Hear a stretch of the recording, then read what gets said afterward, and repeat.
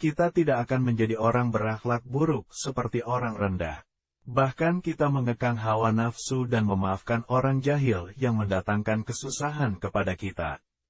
Seiring dengan itu kita kaum pemberani yang tidak tunduk pada tindakan sewenang-wenang, meskipun kita laksana orang yang tidak memegang senjata dalam medan perang. Kita takut kepada Tuhan dan terus-menerus beramal di atas ketakwaan. Apabila segolongan setan memaksa kita akan memohon ampun, maka hasrat-hasrat kita yang datang laksana orang-orang gembel, dapat kita kalahkan. Turunlah ketenangan dan larilah setan-setan laknat.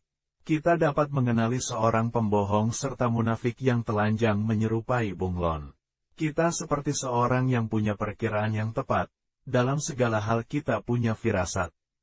Kita laksana singa, hanya tidak akan pernah menerkam. Hati kita kaya, kemudian tunduk merendahkan diri.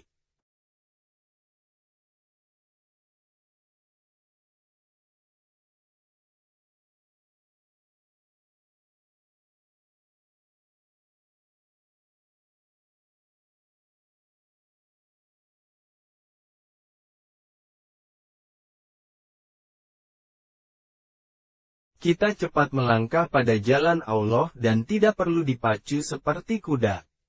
Mata kita basah, air mata tak henti mengalir dan kita tidak cenderung berlambat-lambat dan tidak berjalan dengan sikap sombong. Takdir yang berjalan pada kita terdapat pada langkah kaki yang pelan dan penuh kehati-hatian.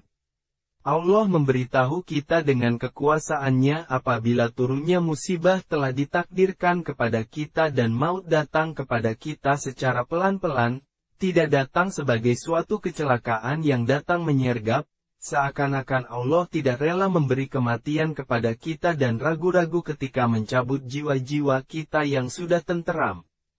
Kita akan diberi pertolongan dan tidak akan ditelantarkan. Saling cinta antara kita dengan Tuhan tidak akan dapat dicegah serta kita tidak akan ditinggalkan. Kita tidak akan berpisah dengan Tuhan sekalipun kita dipotong-potong. Kita tidak seperti orang jahil yang mengaku alim, justru kita akan dianugerahi ilmu dan akan mendapatkan nur, cahaya.